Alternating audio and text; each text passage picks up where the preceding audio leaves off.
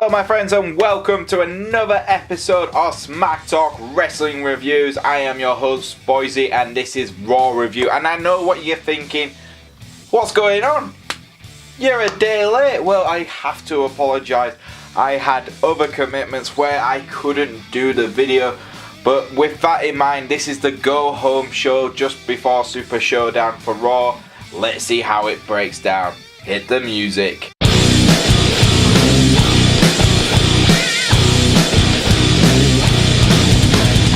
So we kicked off the show with Dean Ambrose cutting a damn good interview promo, which I really enjoyed. I do think Dean Ambrose is very underrated for his promo skills, and I think he's really, really good.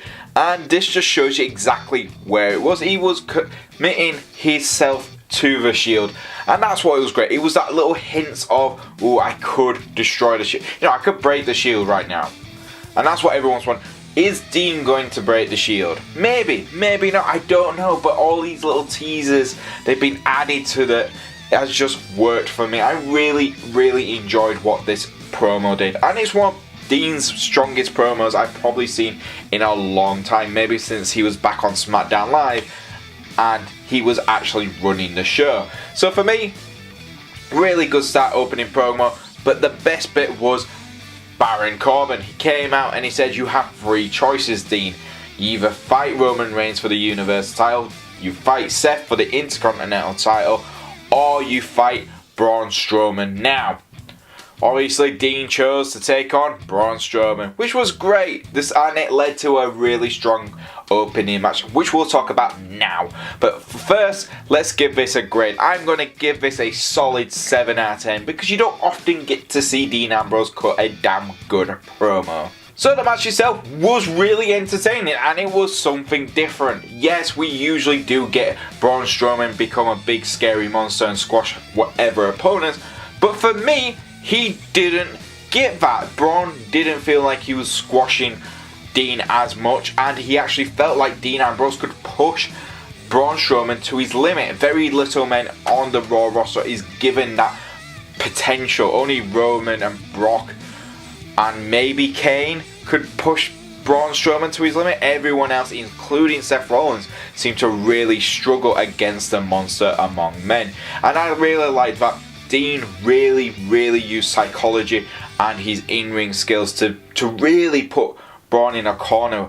And yes, Braun did finally get the upper hand, but that was fine because this match really was a Dean Ambrose show, and it kind of got spoiled when Roman Reigns came out to save his Shield brother, but that's fine. It just allowed more cracks in the Shield, to form, and I like that. So with that in mind, with Roman interfering, with Dean afterwards talking to both Seth and Roman and saying the same thing practically, I could have been Intercontinental Champion now, or I could have been Universal Champion. Those words were said by Dean Ambrose, so that was cool. Like in the back of his mind, it's like I should have just taken the title opportunities. Really enjoyed this. Braun looked really cool. It was brilliant, and you had Dolph Ziggler and McIntyre get involved with Roman and Seth. I like what's going on with these 6 men. I like the rivalry which is continuing. So for me, I'm giving this a 7 out of 10. Next up, we had Roman Reigns taking on Dolph Ziggler. This was all because acting GM Baron Corbin decided 2 other matches will happen tonight, and that was Roman versus Dolph and Seth versus McIntyre. And this was, again, another really strong show. For me, a main event kind of match. Roman Reigns versus Dolph Ziggler, and Roman even put the title on the line before Baron Corbin came out from the back and went, whoa, Roman, the Shield doesn't run the show, I do. No title match tonight. And the same for Seth, he is not having to put his title on the line, and everyone's booing. I agree, they should have just made it a title match for my opinion, but it makes sense later on in the show. But yeah, I really thought this was a really good match, and it shows that these 2 men have a bit of chemistry against each other. And I'm not going to lie, I would really like to see Dolph Ziggler take on Roman Reigns in the near future for the Universal title. I think they could really have some really good matches, you know, a series of matches down the line. I think it could happen.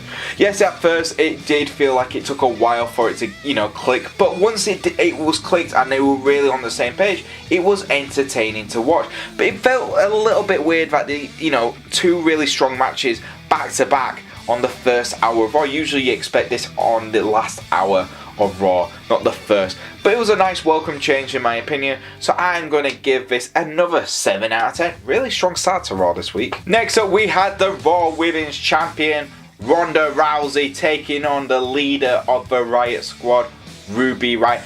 And this was the type of match I really want to see from Ronda Rousey. It was really well put together. It just shows what you can do when you have a great chemistry between two wrestlers, and I think they do have that chemistry. If this was a title match, I would have absolutely loved it, and they should have made it a title match in my opinion, but it just wasn't going to be.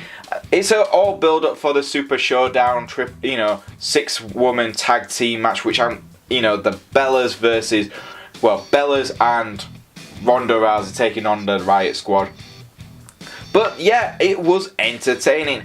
It just showed you what Ronda Rousey could really do, and she is very, very good in my opinion. She's so good for someone who's, let's be honest, she's still a novice in the ring. She very much is someone learning on the job.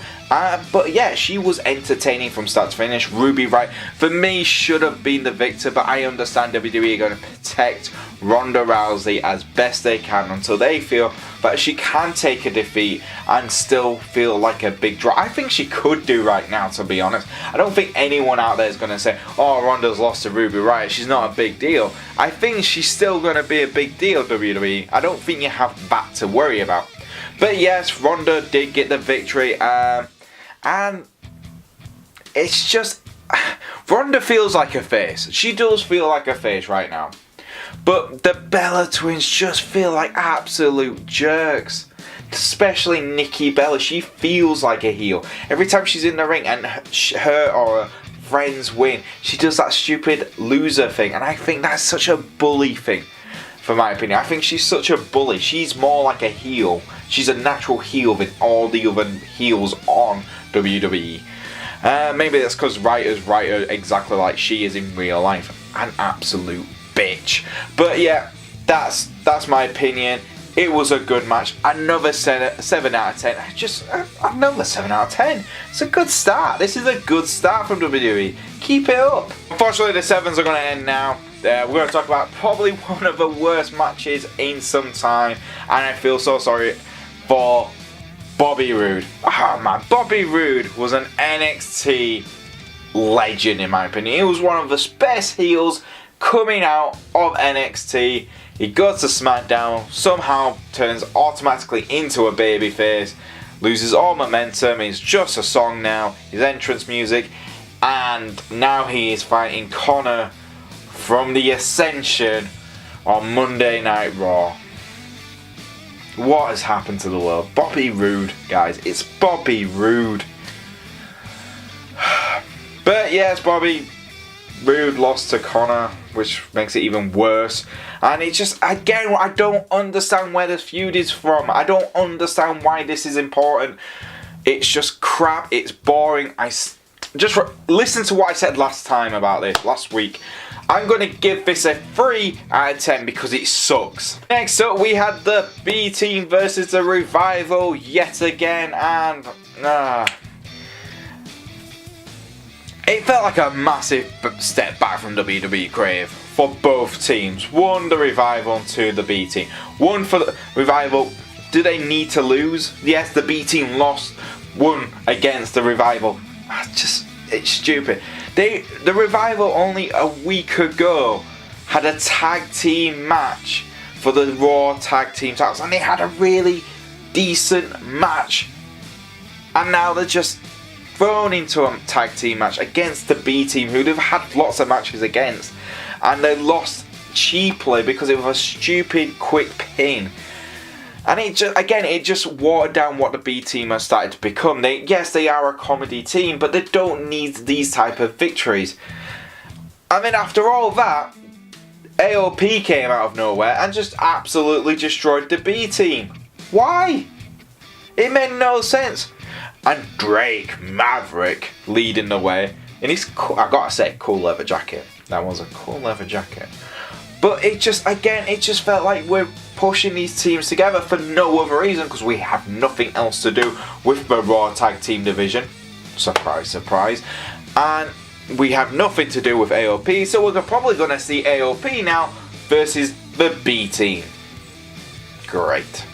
I'm going to give this another 3 out of 10 because it just felt absolutely pointless and backwards. It was going backwards in my opinion. Next up, we had Drew McIntyre versus Seth Rollins, and let's be honest, it was a very good match, but that's, what else am I going to say?